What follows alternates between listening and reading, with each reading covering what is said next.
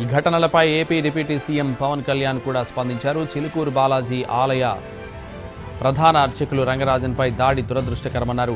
ఇది ఒక వ్యక్తిపై కాదు, ధర్మ పరిరక్షణపై దాడిగా భావించాలన్నారు. కొన్ని దశాబ్దాలుగా రంగరాజన్ ధర్మ పరిరక్షణకు, ఆలయాల వారసత్వ సంప్రదాయాలు, పవిత్రతను కాపాడేందుకు కృషి చేస్తున్నారని పేర్కొన్నారు. రామరాజ్యం అనే సంస్థ సభ్యులమని చెప్పి వెళ్లిన ఒక మూక దాడి చేయడం వెనుక ఉన్న కారణాలను పోలీసులు నిగ్గు తేల్చాలన్నారు పవన్ కళ్యాణ్.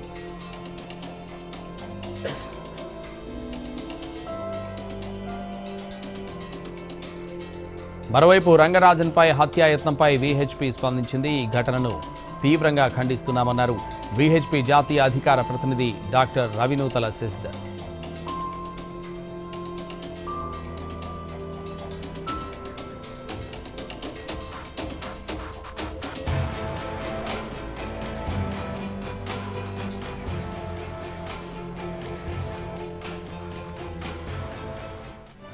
ఈ ఘటనలపై AP deputy CM Pawan Kalyan కూడా స్పందించారు. చిలుకూరు బాలాజీ ఆలయ ప్రధాన అర్చకులు రంగరాజన్పై దాడి దురదృష్టకరమన్నారు.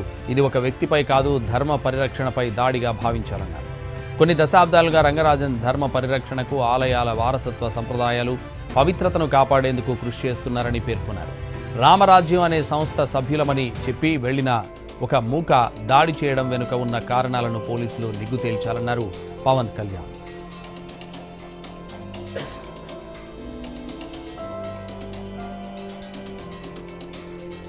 మరోవైపు రంగరాజన్పై హత్యాయత్నంపై వీహెచ్పీ స్పందించింది. ఈ ఘటనను తీవ్రంగా ఖండిస్తున్నామన్నారు వీహెచ్పీ జాతీయ అధికార ప్రతినిధి డాక్టర్ రవినూతల శశిధర్.